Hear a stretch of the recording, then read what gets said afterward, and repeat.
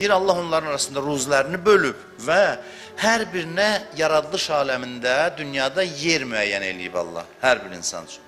Biz xarab eləyirik. Bizə bir məbləğ pul çatmalıdır. Allah təqdir eləyib. Biz səbirsizlik eləyirik. Dinimizi satırıq o pul üçün. Göydə mələklər gülür deyir, bu sənə çatmalı idi, onsuz da.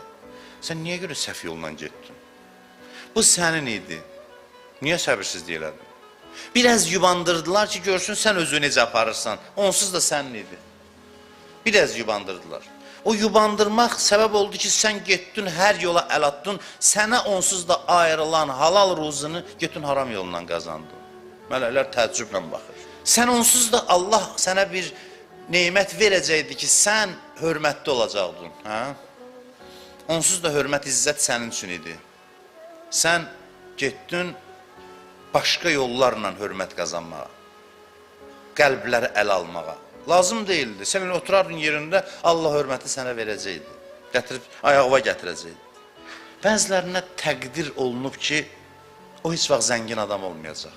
Yoxsul yaşayacaq. Demirəm, ha, adam çalışmasın. Desin, mənə alnıma bu yazılıb. Qətiyyən belə demirəm. Vəzifədir. Ruzi qazanmaq hər bir insan üçün vəzifədir. Hər bir insan üçün. Ruzi qazanmaq üçün insan çalışmalıdır. Amma əlinə çatmayanda məyus olmasın gərək. Məyus olmasın. Və bunu da deyim ki, bunun ictimai mövzularla da aidiyyatı yoxdur, heç bir. Biri-birinin haqqını basıb yiyirsə, o deməkdir ki, deyək, hə, ona təqdir yox. O səhv eləyir, cinayət eləyir, günah eləyir, cəzasını da çəkəcək. Sən də o deməkdir ki, haqqı yiyəndə deyəsən ki, mənə belə, bu deyil, mövzumuz daha dərindir. Hər adamın bu yaradılışda bir rolu var, müəyyən bir istiqaməti var. Nəfsani istəklər qarışır, bizim rollarımızı qarışdırır. Biz bilmirik, harada olmalıyıq, nə işlə məşğul olmalıyıq, nə etməliyik. Amma biz bu istəklərdən azad olsaq, həyat bizi öz rolumuza tərəf istiqamətləndirəcək. Həyat özü, həyatın axarı. Qiyamət günü Allah bəzilərinə deyəcək ki, mən səni seçmişdim ki, İmam Zaman əleyhissalamın, 12-ci imamın ən yanında olan adamlardan olasan. Misal üçün deyirəm, misal üçün. Ən yaxın adamlarından olasın. Sən hey xarab elədin, mən yavaş-yavaş aşağı saldım.